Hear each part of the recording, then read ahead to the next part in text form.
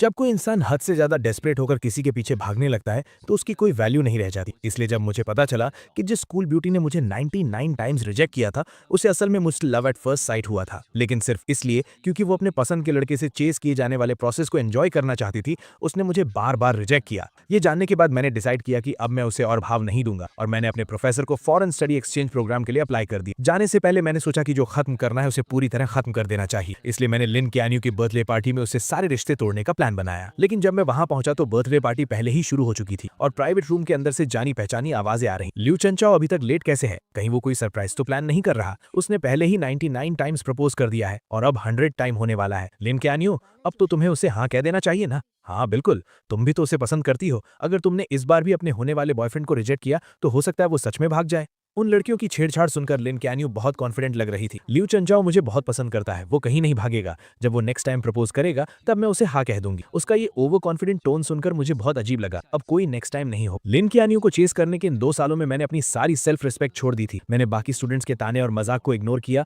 और हर रोज उसे खुश करने के लिए नए नए तरीके आजमाए, लेकिन मेरे सच्चे प्यार का कभी कोई जवाब नहीं मिला। मैंने कई बार गिव अप करने का भी सोचा और न जाने कितनी रातें अकेले रोते हुए गुजारी, लेकिन अगले दिन मैं फिर से हिम्मत जुटाकर उसके पीछे लग जाता था। यहाँ तक कि उसके करीब रहने के लिए मैंने उस फॉरेन एक्सचेंज स्टूडेंट प्रोग्राम को भी लगभग छोड़ ही गया था, जिसे पाना बहुत मुश्किल था। जब तक कि उस दिन मैंने गलती से लिन कैन्यू का फोन नहीं देख लिया। तब मुझे पता चला कि लिन कैन्यू को भी मुझसे लव एट फर्स्ट साइट हुआ था। उसने मेरा contact name dear husband save किया हुआ था और उसकी गैलरी में मेरी हजारों फोटोज थी। लेकिन ये जानने के बाद कि वो भी मुझे पसंद करती है, मुझे बिल्कुल भी खुशी नहीं हुई, बल्कि मुझे बहुत गुस्सा आया और सब कुछ एक मजाक लगने लगा। मैं थक चुका हूँ, मैंने हार मान ली है। अब मैं बस जाना चाहता हूँ और लिन कैन्यू की दुनिया से हमेशा के लिए गायब होना चाहता हूँ। जैसे ही मैंने दरवाजा खोला, रूम के अंदर की बातें अचानक रुक गईं। सबने बड़ी चालाकी से मुंह घुमा लिया और दूसरी बातें करने लगे, जैसे उन्होंने मुझे देखा ही ना हो। लिन कैन्यू ने भी अपनी ड्रिंक उठाई और गेम में शामिल हो गई। उसने एकदम कोल्ड सा फेस बना रखा था और मेरी तरफ देखा तक नहीं। मैंने उसकी तरफ देखा और मुझे मानना पड़ा कि उसकी एक्टिंग सच में कमाल की थी। पूरे रूम के लोगों के मुझे इग्नोर करने पर भी मुझे बिल्कुल बुरा नहीं लगा।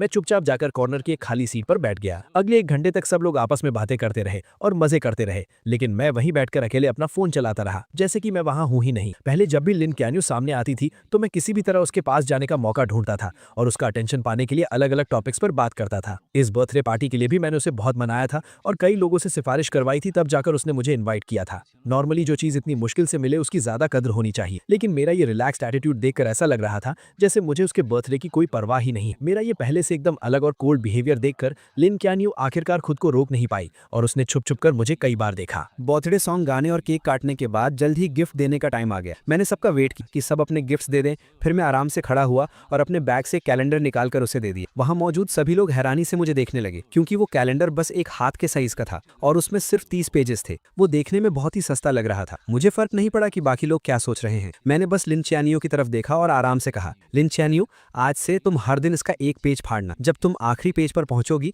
तो तुम्हारे लिए एक सरप्राइज होगा और वही मेरा तुम्हारे लिए लेट बर्थडे गिफ्ट है। ये सुनते ही उसके कुछ रूममेट जोर जोर से हंसने लगे। 100th टाइम प्रपोज करने का प्लान है क्या? तुम में सच में बहुत हिम्मत है। 2 साल हो गए और तुम अभी भी लगे हुए हो। तुम सच में चियानियो को बहुत पसंद करते हो ना? उनकी इन बातों को सुनकर लिन चियानियो ने भी यही सोचा कि ये 100th प्रपोजल का काउंटडाउन कैलेंडर है। उसके होंठों पर हल्की सी स्माइल आई, लेकिन उसने तुरंत उसे छुपा लिया और फिर से अपना कोल्ड फेस बना लिया। मैंने बस ये कहा था कि जब तुम 100 टाइम्स प्रपोज कर लोगे तब मैं इसके बारे में सोचूंगी। मैंने ये नहीं कहा था कि मैं पक्का हाँ कह दूंगी। मुझे पता था कि वो सब गलत समझ रहे थे। आखिरी पेज फाड़ने वाला दिन मेरे प्रपोज करने का दिन नहीं था, बल्कि वो दिन था जब मैं उसकी दुनिया से पूरी तरह गायब होने वाला था। मैंने कुछ एक्सप्लेन नहीं किया, बस हल्का सा हंसा और बोला, लिन चियानियो, मैं इतने टाइम से तुम्हारे पीछे हूँ लेकिन तुम्हें इंप्रेस नहीं कर पाया। मैं सच में जानना चाहता हूँ कि आखिर तुम्हारा आइडियल टाइप कैसा है। मेरे ये पूछते ही पूरा रूम शांत हो गया और सब उसकी तरफ एक अजीब सी नजरों से देखने लगे। लिन चियानियो ने मेरी तरफ घूर कर देखा, कुछ सेकंड्स तक चुप रही और फिर धीरे से बोली, मेरा आइडियल टाइप। उसने अभी बात शुरू ही की थी कि बंद दरवाजा अचानक खुला और सबका अटेंशन उस तरफ चला गया। सबकी नजरों के सामने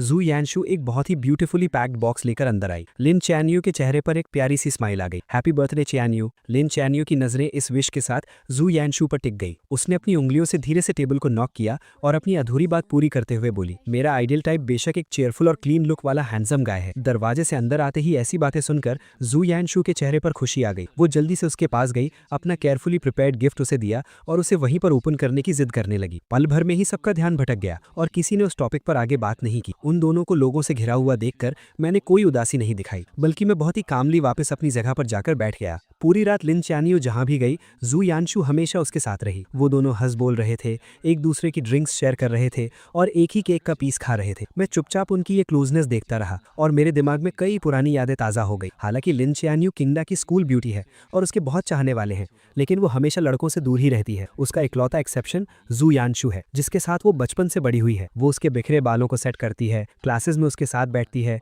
और उसका बैग उठाती है और उसके लिए दूसरे कॉलेजेस की लड़कियों से बैट लगाकर कम्पीट करती है। उसकी ये सारी स्पेशल ट्रीटमेंट मेरे दिन में कांटों की तरह चुभती थी। लेकिन सच्चाई पता चलने वाले दिन मुझे समझ आया कि भले ही लिन च्यानियो और जू यानशु बचपन के दोस्त हों, लेकिन पहले वो इतने क्लोज नहीं थे। जू यानशु पूरा दिन लिन च्यानियो के पीछे घूमती थी, लेकिन उसने कभी उसे भाव नहीं दिया था। मेरी एंट्री के बाद ही उसने जानबूझकर मेरे सामने जू यानशु के साथ क्लोज होने का नाटक शुरू किया था, सिर्फ इसीलिए ताकि मुझे जेलस फील हो और मैं उसे चेज करने के लिए और ज्यादा मोटिवेट हूं। इसीलिए अब लिन च्यानियो को मेरे सामने ये सब नाटक देखकर मुझे सिर्फ हंसी आ रही थी। मैंने अपना ग्लास नीचे रखा, खड़ा हुआ और वॉशरूम चला गया। मैंने अपने चेहरे पर पानी के छींटे मारे, जिससे मुझे थोड़ा होश आया। मैंने अपने बैग से टिश्यू निकाला और चेहरे से पानी पोंछने लगा। मेरा चेहरा ढका हुआ था, इसलिए मुझे पता ही नहीं चला कि अचानक कोई मेरे पास आकर खड़ा हो गया। जब मैंने जू यानशु की वो अजीब सी ताने मारने वाली आवाज सुनी, तब मुझे एहसास हुआ कि कुछ गड़बड़ है। लोचेंजो, तुम इतने सालों से सिस्टर चियानियो के पीछे पड़े हो, लेकिन उसने कभी हाँ नहीं कहा, और तुम्हारी इतनी हिम्मत कि तुम बेशर्मों की तरह इस बर्थडे पार्टी में भी आ गए। मैं तुमसे रिक्वेस्ट करती हूँ, वो तुम्हें बिल्कुल पसंद नहीं करती। क्या तुम्हें थोड़ी भी सेल्फ रिस्पेक्ट नहीं है? तुम बस एक सस्ते डेस्परेट इंसान हो। उसकी बातें सुनकर मेरे चेहरे पर जरा सा भी गुस्सा नहीं। मैंने बस उसे कामली देखा और पूछा, क्या तुम्हारी बकवास खत्म हो गई? जू यानशु को मेरे ऐसे रिएक्शन की उम्मीद नहीं, इसलिए वो कुछ पल के लिए हैरान रह गई। बिल्कुल नहीं। क्या तुम्हें पता है कि पूरा स्कूल तुम्हारे बारे में क्या कहता है? 99 टाइम्स प्रपोज करने वाला डेस्परेट कुत्ता। आखिरकार तुम भी एक स्टूडेंट हो,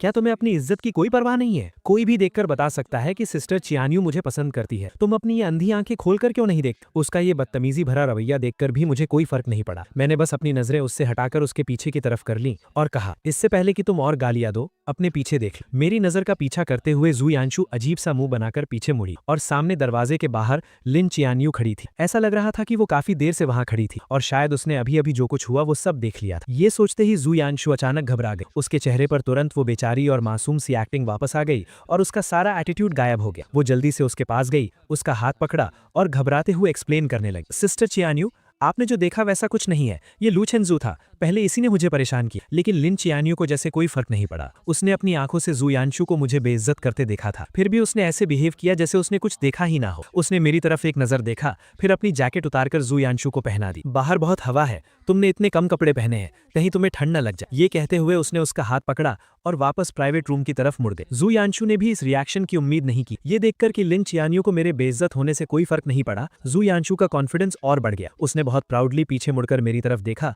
और मुझे एक मजाक उड़ाने वाली स्माइल दी। मेरा सिर नीचे था, इसलिए मैंने जू यानशु का वो ताना नहीं देखा। मैंने गीले टिश्यू को मोड़कर डस्टबिन में फेंका और मुड़कर सीढ़ियों से नीचे चला गया। सीढ़ियां एकदम शांत थी, सिर्फ मेरे कदमों की आवाज आ रही। उस अंधेरे में जो कुछ भी अभी हुआ वो मेरे दिमाग में घूमने लगा और मेरे होठों पर एक हल्की सी हंसी आ गई। जब वो जू यानशु को जैकेट पहना रही थी तो उसकी नजरें साफ तौर पर मुझ पर टिकी थी, जबकि उसके मुंह से जू यानशु की फिक्र वाले वर्ड्स निकल रहे थे। मुझे मानना पड़ेगा, उसकी एक्टिंग स्किल्स सच में कमाल। अगर मुझे उसके छुपे हुए इरादों के बारे में पहले से पता ना होता तो शायद मैं सच में उसके धोखे में आ जाता। बाहर जोरों की बारिश हो रही थी और कैब्स लगभग बंद हो चुकी थी। सब लोग बार के दरवाजे पर ही फंस गए थे। लिन चियानियो ने अपने फैमिली ड्राइवर को बुला लिया और कहा कि वो जू यानशु को घर छोड़ेगी। इतनी रात हो गई है, सब जा चुके हैं और लूचेंजू को अकेले यहाँ कैब का वेट करना अच्छा नहीं लगेगा ना। लिन चियानियो ने ड्राइवर से छाता लिया और बोली, उसके पास पैर है, वो खुद चला जाएगा। ये कहकर उसने मेरे रिएक्शन की परवाह किए बिना जू यानशु को लिया और कार में बैठ गए। बारिश में दूर जाती उस स्पोर्ट्स कार को देखकर मुझे कोई फर्क नहीं पड़ा। मैं अपनी कैब ऐप पर कैब ढूंढता रहा। ठंडी हवा में 2 घंटे से ज्यादा वेट करने के बाद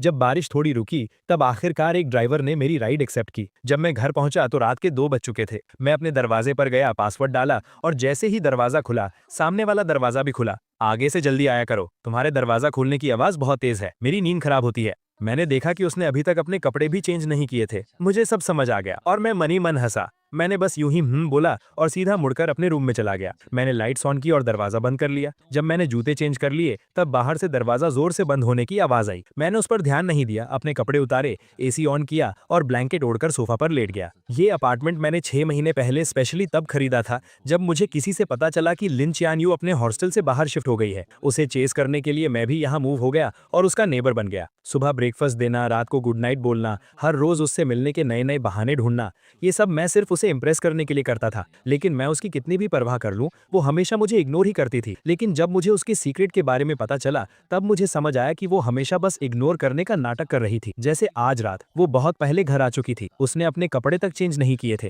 क्योंकि वो मेरी सेफ्टी को लेकर परेशान थी, इसलिए वो सोई नहीं। लेकिन मुझे देखते ही वो जानबूझकर उल्टी सीधी बातें करने लगी। मैं उसके इस मुंह पर कुछ और दिल में कुछ वाले नाटक से थक चुका था और अब मैं उसके इस नाटक का हिस्सा नहीं बनना चाहता था। मैंने अपना फोन निकाला, रियल एस्टेट ऐप ओपन किया और इस अपार्टमेंट की सेल लिस्टिंग डाल दी। क्योंकि मैंने जाने का फैसला कर लिया था, तो अब सब कुछ पूरी तरह से खत्म करना ही सही था। अगली सुबह एजेंट घर चेक करने आई। मैं नींद में उठा, दरवाजा खोला और उसे घर की सारी डिटेल्स बता दी। सब देखने के बाद मैं उसे बाहर छोड़ने ही वाला था कि सामने वाला दरवाजा खुल गया। लिन चियान्यू कार की कीज लेकर बाहर जा रही थी। मेरे साथ एक अनजान औरत को देखकर उसकी भौएं अचानक सिकुड़ गईं। ये कौन है? ये मेरी कजन सिस्टर है, कुछ सामान देने आई थी। मैंने बिना किसी झिझक के झूठ बोल दिया। मेरे पास खड़ी एजेंट हैरानी से मुझे देखने लगी, लेकिन वो बहुत प्रोफेशनल थी, इसलिए उसने मेरा झूठ पकड़ा नहीं और एक बहाना बनाकर वहां से चली गई। मैं वापस रूम में गया, कपड़े चेंज किए और स्कूल जाने का प्लान बनाया। लेकिन जैसे ही मैं मुड़ा, एलिवेटर के सामने कोई खड़ा था और रास्ता रोक रखा था। मैंने सिर उठाकर देखा तो वो लिन चियान्यू थी। मुझे थोड़ा अजीब लगा, क्या वो अभी बाहर नहीं जा रही थी? वो अभी तक गई क्यों नहीं? लिन चियान्यू ने मेरी आंखों में वो कंफ्यूजन देखा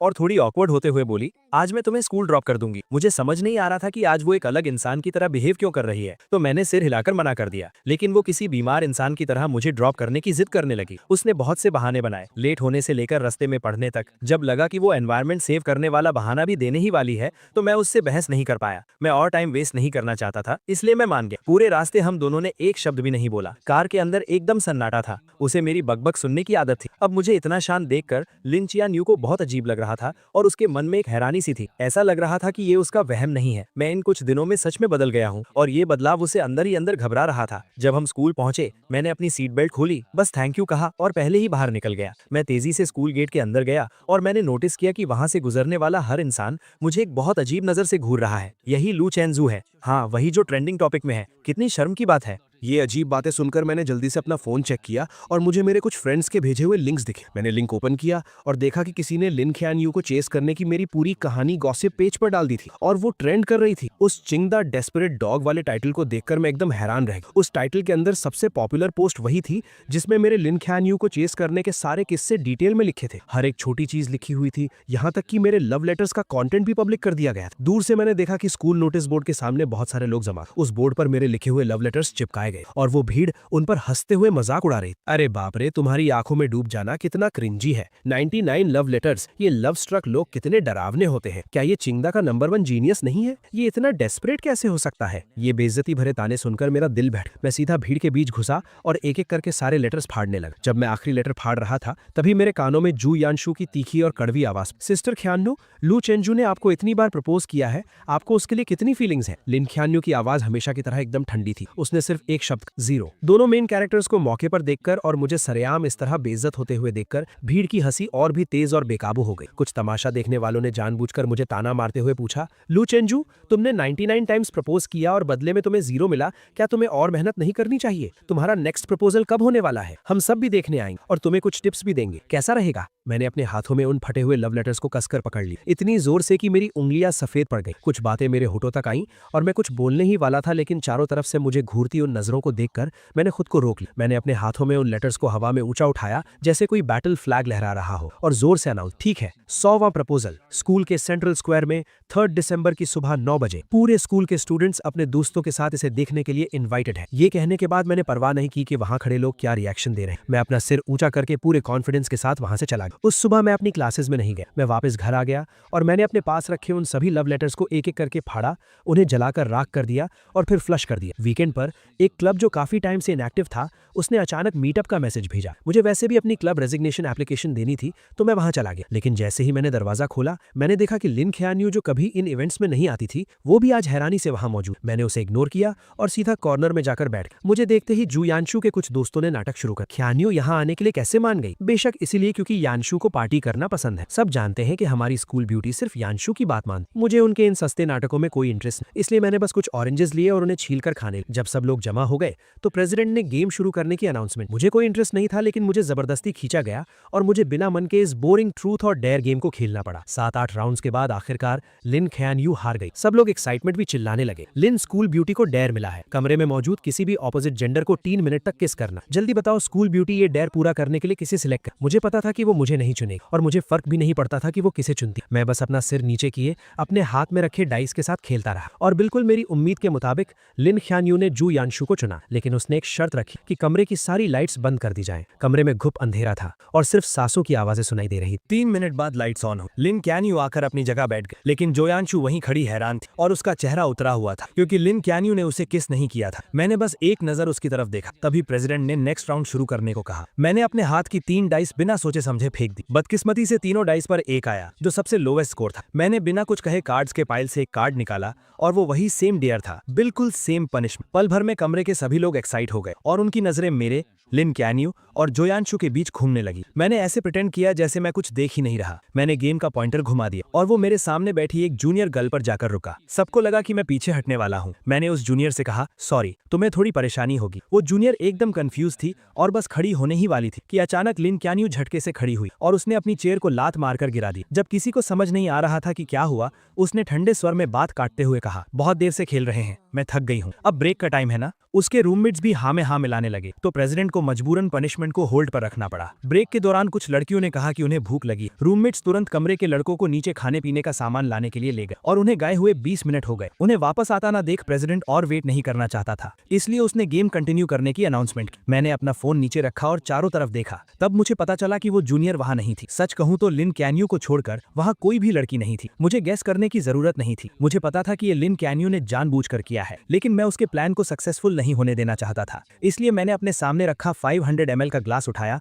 और सबकी तरफ इशारा किया। मैंने जिस पार्टनर को सिलेक्ट किया था वो जा चुका, इसलिए गेम के रूल्स के हिसाब से मैं ड्रिंक खत्म करके अपनी पनिशमेंट पूरी करूंगा। ये कहने के बाद मैंने बिना कोई एक्सप्रेशन बदले पूरा ग्लास एक सांस में खत्म कर दी। लिन क्यान्यू को उम्मीद नहीं थी कि मैं उसे चुनने के बजाय ड्रिंक पीना चूज करूंगा। उसका चेहरा तुरंत गुस्से से डार्क हो गया। उसने मेरी तरफ देखा जिसका चेहरा अब लाल हो रहा था और अपने हाथ में पकड़े डाइस को इतनी जोर से दबाया कि उससे आवाज आने लगी। आधे लोगों के चले जाने के बाद गेम में कोई मजा नहीं बचा था, इसलिए वो पार्टी वहीं खत्म हो गई। मैं नशे में झूमता हुआ सबके जाने का वेट करता रहा। फिर मैंने अपने बैग से क्लब रेजिग्नेशन एप्लीकेशन निकाली और प्रेसिडेंट को दे दी। दीवार के सहारे मैं नीचे जाने की कोशिश करने लगा। मैं सीढ़ियों के पास पहुंचा ही था कि मुझे धुंधला धुंधला जोयांशु दिखाई दी। मैं उसे इग्नोर करके साइड से निकलने ही वाला था कि उसने मेरा हाथ जोर से पकड़ लिया। उसकी आंखों में बहुत गुस्सा था। अभी लाइट्स ऑन होने के बाद तुमने मुझे उस अजीब नजरों से क्यों देखा था? मैं तुम्हें बता दूं, भले ही सिस्टर क्यान्यू में मुझे किस नहीं किया, उसका भी एक रीजन था। वो मेरी रिस्पेक्ट करती है। उसकी बातें सुनकर मेरी हंसी छूटने ही वाली थी, लेकिन मुझे पता था कि इस वक्त मैं कुछ भी कहूं जोयांशु नहीं समझेगी, इसलिए मैंने बस अपना सिर हिलाया और कहा,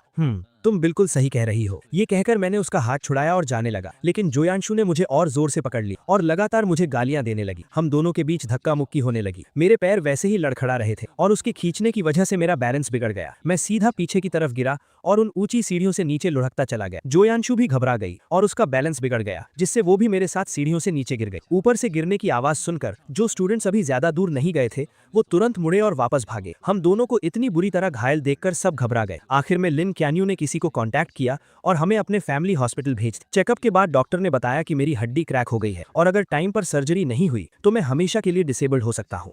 जब से उसे पता चला कि हमें चोट लगी है, उसकी नजरें मुझसे एक पल के लिए भी नहीं हटी। मेरे पीले पड़े चेहरे और माथे से टपकते पसीने को देखकर ऐसा लग रहा था जैसे वो भी मेरे दर्द को फील कर रही थी और उसका दिल भी दर्द से तड़प रहा था। ऑपरेशन थिएटर रेडी था, लेकिन हॉस्पिटल में अभी सिर्फ एक ही एक्सपर्ट डॉक्टर मौजूद था जो ये सर्जरी कर सकता था। लिन क्यान्यू को डिसाइड करना था कि पहले सर्जरी किसकी होगी। उसने बिना सोचे मेरी तरफ देखा और मेरी नजरें भी उसी पर थी। मेरी उन आंखों में अब पहले वाला प्यार और पागलपन नहीं था, बस एक मरे हुए तालाब जैसी शांति थी। मेरी उस नजर को देखकर लिन क्यान्यू का दिल जोर से कांप उठा। मिस, प्लीज जल्दी डिसाइड कीजिए, पहले की सर्जरी करनी है। मैं स्ट्रेचर पर अपने पीले पड़े चेहरे के साथ लेटा हुआ था। बेहोश होने से ठीक 1 सेकंड पहले मैंने लिन क्यान्यू को पूरे कॉन्फिडेंस के साथ एक नाम लेते हुए सुना, जोयांशु। पहले जोयांशु को बचाओ। जल्दी ही डॉक्टर्स जोयांशु को ऑपरेशन थिएटर में ले गए। जैसे ही वो दरवाजा बंद हुआ मैं पूरी तरह से बेहोश हो गया। जब मुझे दोबारा होश आया तब तक एक दिन बीत चुका था। आंखें खोलते ही सबसे पहले मैंने अपने पैरों को हाथ लगाकर चेक किया। जब मुझे फील हुआ कि मेरे पैर अभी भी सही सलामत हैं, तब जाकर मैंने चैन की सांस ली। मेरी आंखों से खुशी के आंसू छलक पड़े। थैंक गॉड, मैं डिसेबल्ड नहीं हुआ। खबर मिलते ही मेरे मेरे पेरेंट्स तुरंत आ गए और मुझे टॉप फ्लोर के वीआईपी वार्ड में शिफ्ट कर दिया, जहां वो मेरी देखभाल करने लगे। 2 घंटे बाद जू यांशु को मेरे ठीक सामने वाले वार्ड में शिफ्ट किया गया। लिन क्यून्यू खुद उसका हाथ पकड़कर उसे अंदर लेकर आई। चेकअप्स में आसानी हो इसलिए दोनों वार्ड्स के दरवाजे खुले हुए थे और मैं सामने वाले वार्ड में जो कुछ भी हो रहा था वो सब साफ साफ सुन सकता था। जू यांशु दर्द से परेशान थी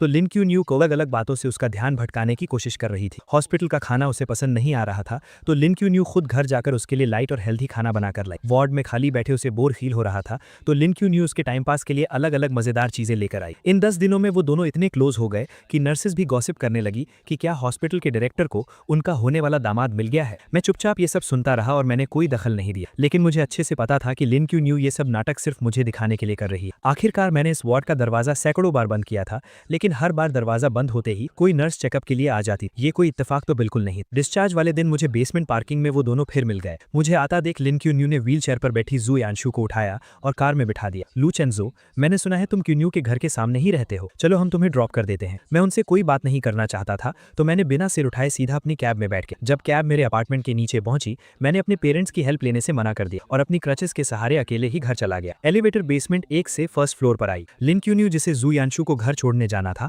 वो अचानक एलिवेटर के अंदर आ गई। हम दोनों ने एक दूसरे को देखा लेकिन किसी ने कुछ नहीं कहा। एलिवेटर 17th फ्लोर पर रुकी। लिन क्यून्यू दरवाजे के पास खड़ी थी और बाहर नहीं जा रही, इसलिए मुझे अपनी क्रचेस के सहारे थोड़ा घूमकर पहले बाहर निकलना पड़ा। मैं धीरे चल रहा था लेकिन मेरे पीछे आ रही लिन क्यून्यू मुझसे भी धीरे चल रही। मैं फील कर सकता था कि उसकी नजरें मुझ पर ही टिकी थी। जब मैं दरवाजे पर पहुंचा मैंने पासवर्ड डालना चाहा लेकिन अचानक मेरी क्रच जमीन पर गिर गई। मुझे दीवार के सहारे धीरे धीरे नीचे झुकना पड़ा। जैसे ही मैंने अपनी क्रच पकड़ी अचानक मेरे सामने एक परछाई सी आई। लिन क्यानयू भी नीचे बैठ गई थी, शायद मेरी क्रच उठाने के लिए, लेकिन जैसे ही उसकी नजर मुझसे मिली उसने अपना हाथ पीछे खींच लिया और अपने खुले हुए शूलेस बांधने का नाटक करने लगी। मेरे चेहरे पर एक मजाक उड़ाने वाली स्माइल आ गई। मैंने अपनी क्रच उठाई, धीरे धीरे खड़ा हुआ और रूम के अंदर चला गया। घर पर लंबे समय तक रेस्ट करने के बाद फाइनल एग्जाम्स का टाइम आ गया। हालांकि मुझे जल्द ही विदेश जाना था लेकिन अब मैं थोड़ा चल सकता था, इसलिए मैंने एग्जाम पोस्टपोन करने की एप्लीकेशन नहीं दी और एग्जाम देने चला गया। लेक्चर हॉल में बहुत सीढ़ियां थी और मेरे पैरों की चोट अभी पूरी तरह ठीक नहीं हुई थी, इसलिए मैं बीच में फर्स्ट रो में बैठ गया। थोड़ी देर में लिन क्यानयू जू यांशु को सहारा देकर अंदर लाई। मुझे देखते ही जू यांशु ने तुरंत नाटक शुरू कर दिया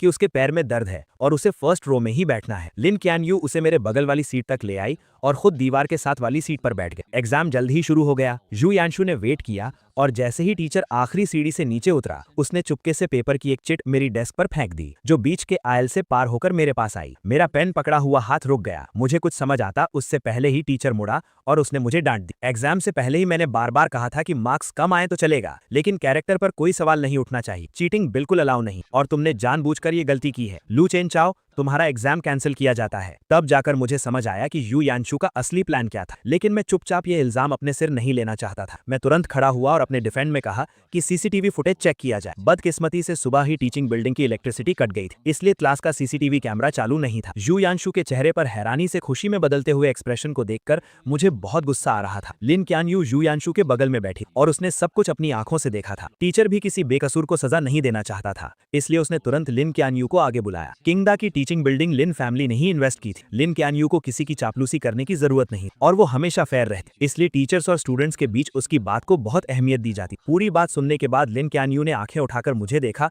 और फिर बहुत ही कामनेस के साथ बोली, जिसने चीटिंग की वो यू यांशु नहीं है। उसके ये कहते ही मेरे ऊपर लगा इल्जाम पक्का हो। लू चेनचाओ, अब तुम्हारे पास क्या बहाना है? तुमने चीटिंग की, उसे एक्सेप्ट भी नहीं कर रहे और उल्टे अपनी क्लासमेट पर इल्जाम लगा रहे हो। तुम सच में सुधरने वाले नहीं। तुम्हारे पिछले मार्क्स भी कहीं चीटिंग से तो नहीं आए थे? कुछ भी हो जाए इस बार मैं इसे पूरे स्कूल में अनाउंस करके तुम्हें पनिश करूंगा। मैं अपनी जगह पर ही खड़ा रह गया। मुझे ऐसा लगा जैसे मैं किसी बर्फ की खाई में गिर गया। मुझे लगा था कि सही और गलत के बीच फैसले के वक्त लिन क्यानयू हमेशा अपने प्रिंसिपल्स को फॉलो करेगी, इसलिए मैंने उसका नाम लिया। लेकिन मुझे बिल्कुल उम्मीद नहीं थी कि सब कुछ अपनी आंखों से देखने के बावजूद वो यू यांशु को बचाने के लिए झूठ बोलेगी। अब मैं कितनी भी सफाई दे दूं सब बेकार था। मैंने लिन क्यानयू को गहरी नजरों से देखा और बिना एक शब्द कहे वहां से चला गया। मेरी उन लाल आंखों को देखकर लिन क्यानयू अचानक घबरा गई। वो बिना सोचे मेरे पीछे आई और मेरा रास्ता रोक। लू चेनचाओ, मुझे पता है इस मामले में गलती यांशु की थी, लेकिन वो बहुत सेंसिटिव है। मैं नहीं चाहती कि लोग उसके बारे में बातें बनाएं। उसने मुझे एक बार भी सॉरी नहीं कहा, बस यू यांशु को डिफेंड करने में लगी हुई थी। मुझे तो शक होने लगा था कि उस दिन जो फोटोज मैंने देखी थी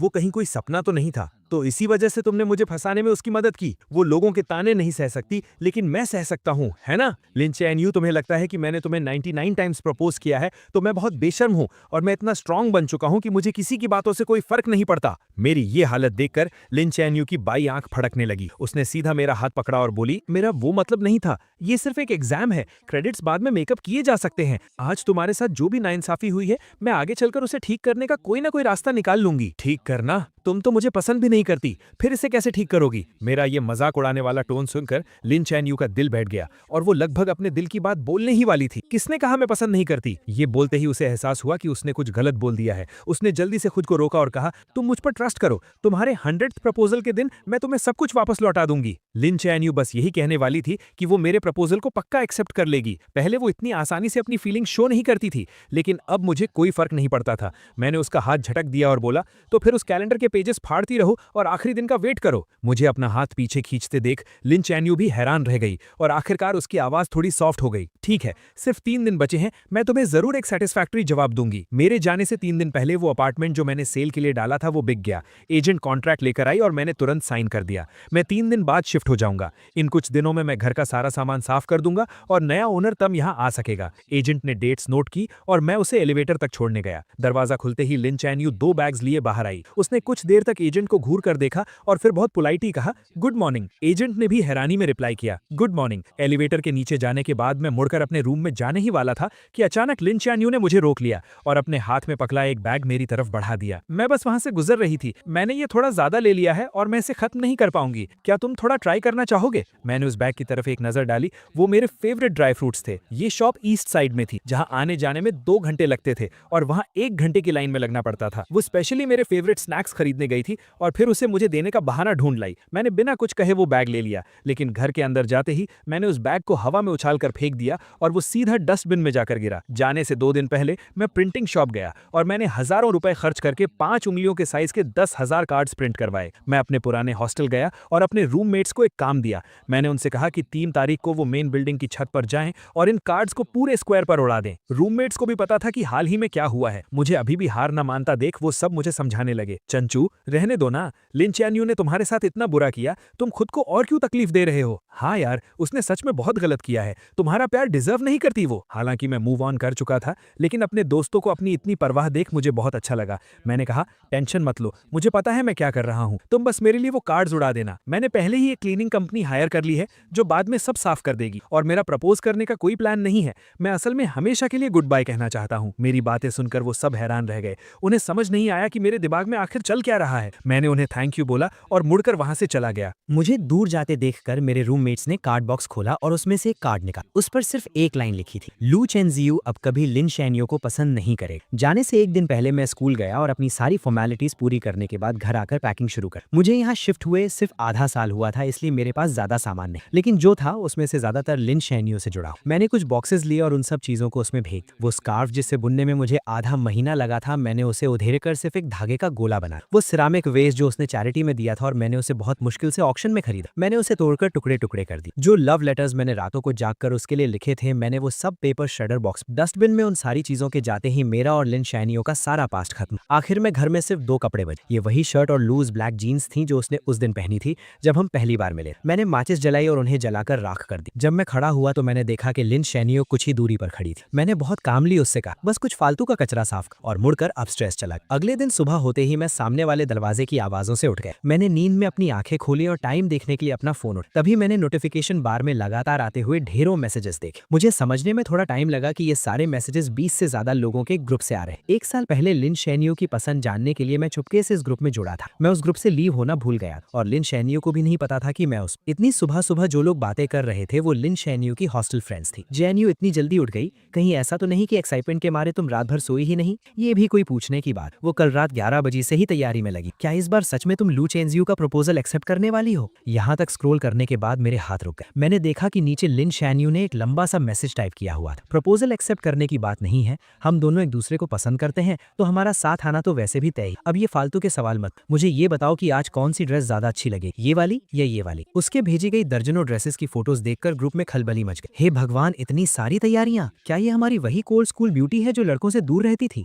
उन सब के रिएक्शंस के बीच लिन शैनयू ने सिर्फ एक ही रिप्लाई की, मैं उसे बहुत पसंद करती और इस जिंदगी में मुझे उसके अलावा और कोई नहीं चाहिए। ये एक लाइन देखकर मेरी हंसी छूट गई और मेरे दिमाग में पुरानी बातें घूमने लगी। उसका ये मुझे पसंद है वाला मैसेज देखकर मुझे ओ हेनरी की कहानियों की तरह एक बहुत बड़ा मजाक महसूस हुआ। वो मुझे पसंद करती थी, इसलिए उसने 99 टाइम्स मेरा प्रपोजल रिजेक्ट और मुझे सबके सामने एक मजाक बनने। वो मुझे पसंद करती थी, इसलिए वो मुझे इग्नोर करती थी और जानबूझकर दूसरे लड़कों के क्लोज जाकर मुझे जेलस फील कराती। वो मुझे पसंद करती थी, इसलिए उसने सच को झूठ में बदलकर मुझ पर झूठे इल्जाम लगाए और मेरी सच्ची फीलिंग्स को पैरों तले रौंद दिया। अगर उसका प्यार ऐसा है तो मुझे ऐसा प्यार नहीं चाहिए। ग्रुप चैट में मैसेजेस अब और तेजी से आ रहे थे। हॉस्टल में रहने वाली कुछ लड़कियों ने वहां की कुछ फोटोज भेजी। अभी बस 7 बज रहे थे, लेकिन स्क्वायर में पहले से ही बहुत भीड़ जमा हो गई। सब मेरा 100th प्रपोजल देखने आए थे। जैनियो जल्दी आओ, कहीं ऐसा ना हो कि प्रपोजल शुरू हो जाए और तुम जो मेन हीरोइन हो तुम्हें अंदर घुसने की जगह नहीं मिले। मैं ग्रुप से बाहर निकलने ही वाला था कि मैंने देखा लिन चियनयू ने मुझे एक मैसेज भेजा था, मैं निकलने वाली हूँ और तुम? मैं भी निकलने के लिए तैयार हूँ, बस फर्क इतना है कि मैं हमेशा के लिए निकलने वाला हूँ। मुझे अचानक ये देखने का बहुत मन हुआ कि ग्राउंड पर उन कार्ड्स को हवा में उड़ता देखकर लिन चियनयू का रिएक्शन क्या हो। जब उसे पता चलेगा कि मैं देश छोड़कर जा चुका हूँ तो उसे कैसा फील होगा। लेकिन अफसोस, मैं वो सब नहीं देख पाऊंगा। आज के बाद लिन चियनयू से मेरा कोई लेना देना नहीं है। मैंने आराम से अपनी पैकिंग खत्म की, मुड़कर उस खाली रूम को देखा और फिर अपना फोन निकालकर लिन चियनयू के सारे नंबर्स और अकाउंट्स ब्लॉक कर दिए। ये सब करने के बाद मुझे इतनी शांति मिली जो मैंने पहले कभी फील नहीं की थी। मैंने अपना सूटकेस उठाया, मुड़कर दरवाजे से बाहर निकला और अपनी एक नई और बेहतरीन जिंदगी की तरफ कदम बढ़ा। 9 बजने में अभी 5 मिनट बाकी। स्क्वायर में इतनी भीड़ थी कि पैर रखने की भी जगह नहीं। यहाँ तक कि सिक्योरिटी गार्ड्स को भी ऑर्डर मेंटेन करने के लिए आना पड़ा। नीचे इतने सारे लोगों की भीड़ को देखकर मेरे रूममेट्स हैरान रह गए और खुशी से बातें करने लगे। इतने सारे लोग, इसका मतलब है जो भी होने वाला है वो तुरंत पूरे स्कूल में फैल जाएगा। ये अच्छा ही है, वरना चैन झू के जाने के बाद भी लोग पीठ पीछे उसके बारे में बातें करते रहेंगे। वो आपस में बातें कर ही रहे थे कि टाइम हो गया। 8:59 हो गए हैं। चैन झू पहुंच चुका होगा। जल्दी करो, जो कार्ड्स फेंकने वाले हैं और जो फोटोज क्लिक करने वाले हैं सब रेडी हो जाओ। हमें चैन झू के फ्लाइट में बैठने से पहले उसे ये नजारा जरूर दिखाना है। उनकी बात खत्म होते ही 9 बजे का अलार्म बज उठा। 2 लड़के राइट और लेफ्ट साइड में अपनी पोजीशन पर खड़े हो गए और विंडो पर रखे उन कार्ड्स के ढेरों को हवा में उड़ा दी। पल भर में ही वो सफेद कार्ड 16th फ्लोर की छत से हवा में तैरते हुए नीचे गिरने लगे। स्क्वायर में खड़े किसी कमजोर नजर वाले स्टूडेंट ने चिल्लाकर कहा, देखो स्नो गिर रही है, और सबने अपना सिर ऊपर उठा लिया। जैसे ही वो कार्ड्स नीचे गिरने वाले थे, लोगों ने उन्हें पकड़ने के लिए छलांग लगाई, ये देखने के लिए कि आखिर उन पर क्या लिखा है। और स्क्वायर के बिल्कुल बीच में खड़ी लिन चियनयू भी अपना सिर उठाकर ऊपर देख रही थी। उसके साथ खड़ी लड़कियां भी इस नजारे को देखकर हैरान थी। वाओ, ये कितने सारे हैं, कम से कम 10,000 कार्ड्स होंगे। लू चेनझू ने सच में बहुत मेहनत की। अपनी सहेलियों की ये तारीफें सुनकर लिन चियनयू का दिल भी उम्मीदों से भर गया। उसने अपना हाथ ऊपर किया और एक कार्ड कैच कर ली। उसने चेहरे पर स्माइल के साथ उसे पलटा, लेकिन जैसे ही उसने उस पर लिखे वर्ड्स पढ़े, उसके चेहरे की स्माइल वहीं जम गई। उसके बगल में खड़ी सहेलियां उसे चिढ़ाने के लिए आगे आईं, लेकिन कार्ड पर लिखे वर्ड्स देखकर उनकी भी आंखें फटी रह गई और वो हकलाते हुए बोली, ये इम्पॉसिबल है, पक्का कोई गलती हुई है। वो उसे दिलासा देते हुए नीचे गिरे बाकी कार्ड्स उठाने लगी और लिन चेनयू को दिखाने लगी, लेकिन उन नए कार्ड्स पर भी बिल्कुल सेम चीज प्रिंट थी। लू चेनजू अब कभी लिन चेनयू को पसंद नहीं करेगा। अब सब लोग सच में घबरा गए थे। उन्होंने जल्दी से अपने बगल में खड़े लोगों के हाथ से कुछ कार्ड्स छीन लिए, लेकिन उन्हें पढ़ने के बाद उनके दिलों का डर और बढ़ गया। ये कैसे पॉसिबल है? क्या ये प्रपोजल है? ये क्या बकवास लिखी? कहीं किसी ने जानबूझकर गड़बड़ तो नहीं की है? वो लोग अभी भी बहाने बना ही रहे थे कि तभी भीड़ में खड़े बाकी लोगों के हाथ में भी कार्ड्स आ गए और वो जोर जोर से चिल्लाने लगे, लू चेनजू अब कभी लिन चेनयू को पसंद नहीं करेगा।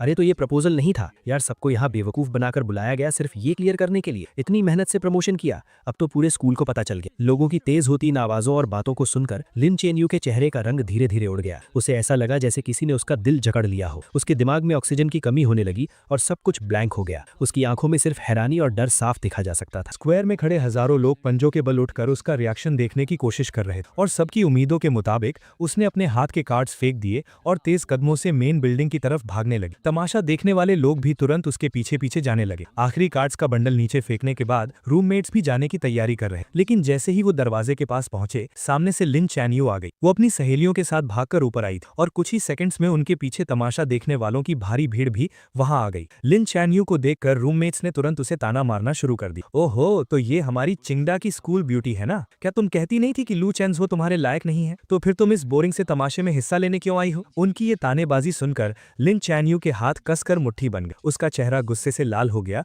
और उसने पूछा, क्या ये कार्ड्स तुम लोगों ने अपनी मर्जी से नीचे फेंके हैं? अपनी मर्जी शब्द सुनकर तीनों लड़के जोर से हंस पड़े। हमारी इतनी हिम्मत कहाँ? ये सब लू चेंजो ने बहुत सारे पैसे खर्च करके प्रिंट करवाए थे और बहुत मेहनत से स्कूल तक लेकर आया था। हम तो बस उसका आखिरी काम पूरा करने वाले मजदूर हैं। ये सुनकर पीछे खड़े स्टूडेंट्स आपस में फुसफुसाने लगे। लिन चैन यू को तो लू चेंजो पसंद नहीं था ना। अब जब उस लड़के ने हार मान ली है तो ये इतनी बेचैन क्यों हो रही? तुम्हें क्या पता, नॉवेल्स की लैंग्वेज में इसे कहते हैं कि एक घमंडी लड़की का घमंड टूट गया है और अब वो अपने प्यार के पीछे भाग रही है। मुझे तो लगता है कि अगर वो अब रिग्रेट कर रही है तो वो इसी लायक है। जब उसने पहले 99 टाइम्स उसे इग्नोर किया तब वो क्या कर रही थी? लोगों की ये बातें लिन चैन यू के दिल में तीखे चाकुओं की तरह चुभ रही और उन्होंने उसके लंबे समय से चले आ रहे कॉन्फिडेंस को चकनाचूर कर दी। इन 2 सालों में उसे लगा था कि वो मुझे पूरी तरह समझती है और मेरे थॉट्स और एक्शंस को इजीली कंट्रोल कर सकती, और आखिर हुआ भी वैसा ही। मेरे पिछले 99 प्रपोजल्स बिल्कुल वैसे ही खत्म हुए थे जैसे उसने सोचा था। उसे लगा था कि 100th टाइम सब कुछ खत्म हो जाएगा और मेरे और उसके बीच एक परफेक्ट हैप्पी एंडिंग हो। लेकिन जब उसे लग रहा था कि वो पूरी तरह जीत चुकी है,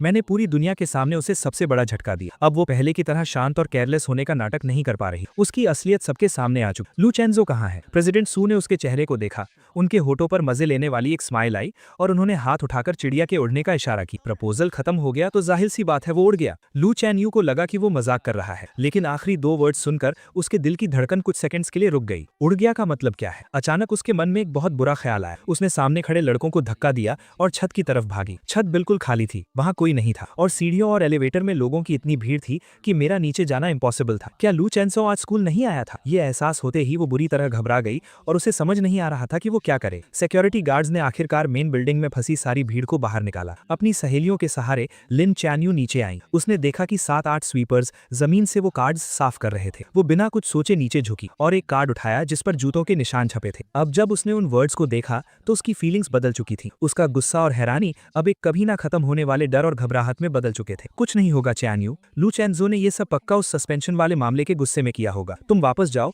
और उसे अच्छे से एक्सप्लेन करो। अपने दिल की सारी बातें उसे बता दो। वो तुम्हें बहुत पसंद करता है, वो तुम्हें पक्का माफ कर देगा। हाँ, उसने तुम्हें 2 साल चेज किया है और 99 टाइम्स प्रपोज किया है। इस बार वो पक्का बस ऐसे ही गुस्सा दिखा रहा है। तुम उसे थोड़ा सा मना लोगी तो वो मान जाएगा। हालांकि सब लोग उसे पॉजिटिव बातें बोलकर समझा रहे थे, लेकिन लिन चैन यू के सिक्स्थ सेंस उसे बता रही थी कि इस बार सब कुछ पहले से बिल्कुल अलग है। वो अपनी उस घबराहट को रोक नहीं पा रही थी और उसे अपनी सहेलियों की बातें भी शोर लग रही थी। परेशान होकर वो सीधा कार ड्राइव करके अपार्टमेंट की तरफ निकल गई। वो मुझे ढूंढकर सब कुछ क्लियर करना चाहती थी। 10:30 पर उसने अपनी कार पार्क की और जैसे ही सोसाइटी के गेट पर पहुंची उसने डस्टबिन साफ करने वालों को देखा। अचानक उसे कल रात का वो सीन याद आ गया जब मैं जमीन पर बैठकर कुछ जला रहा था। उस वक्त भी उसे लगा था कि कुछ अजीब है, लेकिन उसने मुझसे पूछा नहीं। अब वो देखना चाहती थी कि आखिर मैंने क्या जलाया था, लेकिन गार्ड ने वहां नया डस्टबिन रख दिया था। क्लीनिंग ट्रक दूर जा चुका था तो मजबूरन लिन चैन यू हाथ में वो कार्ड लिए ऊपर चली गई। एलिवेटर का दरवाजा खुलते ही वो सामने रखे कुछ बड़े लगेज बॉक्सेस के कारण अंदर ही फंस गई। पास खड़े लड़के ने देखा कि वो बाहर नहीं आ पा रही है तो उसने जल्दी से सॉरी बोला और लगेज हटाने लगा। लिन चैन यू ने अंदाजा लगाया कि शायद ये कोई नया नेबर है